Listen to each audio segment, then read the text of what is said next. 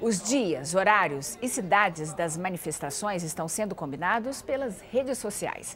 Os jovens saem do Twitter, Facebook, WhatsApp para as ruas. Mas qual é a origem de toda essa movimentação? A repórter Mariana Pichit que vai tentar encontrar uma resposta. Não é isso, Mariana? Boa tarde.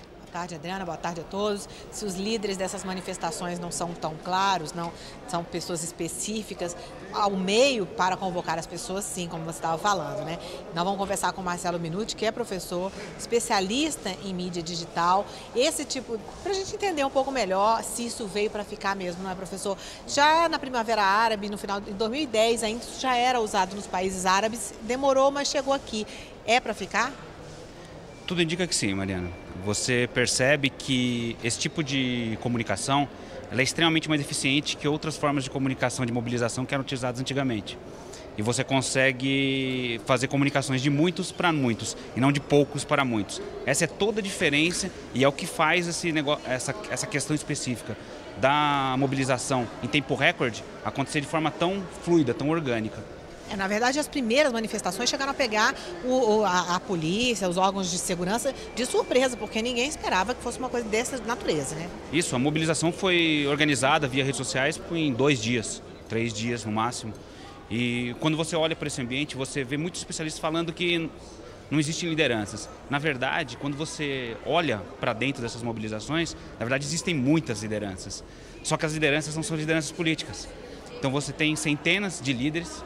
Você faz um levantamento, eu tenho um estudo focado especificamente para isso, onde você pega vários influenciadores digitais que hoje, antes das manifestações, dos 3 dias antes, conseguiram mobilizar toda essa quantidade enorme de pessoas.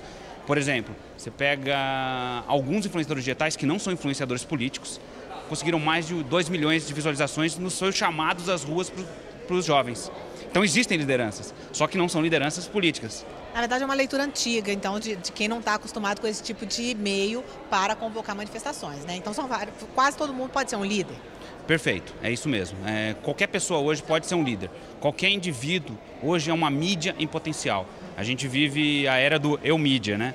Então qualquer pessoa com uma esfera de influência, nem que seja pequena, pode discutir sobre algum determinado assunto e colocar esse tipo de reivindicação nas ruas e mobilizar as pessoas. Quando você olha para a anatomia das mobilizações, elas têm alguns efeitos que são extremamente característicos do ambiente digital. O primeiro são os influenciadores digitais, que não são influenciadores políticos. Esses influenciadores digitais, eles soltam pílulas de conteúdo no ambiente digital e chamam as pessoas para se mobilizar em volta de determinado tema. O segundo motivo é a velocidade da informação. Você consegue fazer com que uma chamada de mobilização trafegue através dos guetos digitais da internet de forma extremamente rápida e efetiva, fazendo com que as pessoas, de uma hora para outra, tenham a informação. Agora, Marcelo, nós temos que nos acostumar, não é mesmo, com essas novas tecnologias, mas alguns especialistas chegaram a mencionar a falta de foco, porque nessas manifestações não há palanque, né? Os jovens vão com cartazes. Você acredita que há realmente falta de foco ou são vários focos? Na verdade, são vários focos. Como a Mariana disse aqui, é uma leitura antiga pensar que não existe foco nas reivindicações. Como que funciona normalmente a dialética política num período pré-redes sociais? Normalmente você tinha grupos que se organizavam e esses grupos elegiam lideranças. Essas lideranças vinham ao poder público e negociavam com os líderes políticos. E aí eram definidos alguns aspectos da negociação e eram implementados. Hoje, como cada indivíduo é uma potencial mídia, é um potencial mobilizador nesse ambiente digital, essa dialética mudou. Então é uma dialética, em vez de ser de poucos para muitos, é de muitos para muitos, tudo acontecendo ao mesmo tempo. E não somente em um canal digital, em vários canais digitais, tudo ao mesmo tempo. É possível dimensionar esses muitos, assim, eu vi dados assim sobre números baixados, compartilhados e posts compartilhados sobre esse assunto. É possível a gente ter uma ideia de quem são, quantos são esses muitos? Pelos estudos que a gente tem, esses muitos chegaram nas maiores mobilizações da semana passada, a gente conseguiu identificar que quase todos os internautas brasileiros foram atingidos pelas mensagens. Então você tem perto de 80 milhões de internautas sendo atingidos pelas mensagens de mobilização e dos protestos.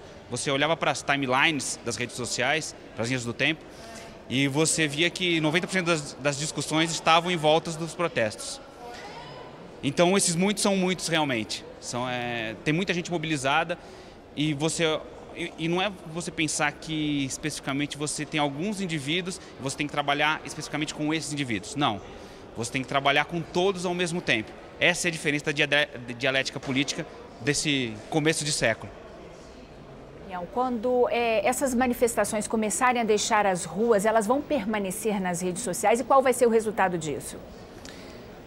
Tudo que entra na internet fica para sempre, né? Então os vídeos produzidos, as postagens em blogs, os conteúdos produzidos em redes sociais vão ficar lá de forma perene, né? Você não consegue mais tirar. E isso faz com que as ferramentas de busca que hoje existem aí, toda vez que você procure palavras específicas, por exemplo, corrupção ou protestos, apareçam esses conteúdos novamente. Então, a qualquer momento, uma fagulha pode acender novamente e as pessoas se mobilizarem em volta de temas. Então, isso é uma tendência e o poder público tem que saber lidar com isso no dia a dia. A construção de porta-vozes hoje é extremamente diferente da construção de porta-vozes que a gente enfrentava no momento anterior. Então, os porta-vozes do poder público hoje precisam estar preparados para não conversar mais com poucas lideranças e agora dialogar com essa grande massa de indivíduos, muitas vezes sem face, que estão nas redes sociais. As redes sociais na política vieram para ficar? Totalmente. Não tem como pensar em política, em um processo democrático, sem olhar para as redes sociais. É uma forma de comunicação nova, é uma forma de socialização nova. Você percebe que as pessoas interagem com outras pessoas numa intensidade, numa quantidade nunca antes visto em movimentos sociais. E isso faz com que a velocidade das decisões pelo lado do poder público precisem acompanhar essa dinâmica. Então, a dinâmica tradicional de vamos estudar um caso, vamos esperar mais um mês, mais outro, daqui 6 meses a gente dá uma decisão. Não dá para trabalhar, mas nessa esfera de atuação, você tem que acompanhar a velocidade que as redes sociais impõem e que a demanda da população chega para o poder público. Aqui Marcelo Minuti, especialista em mídia digital, muito obrigado pela sua entrevista, sua participação aqui na TV Câmara. Adriana? Obrigada a você também, Mariana Pschitke, pelas informações. 1h13 em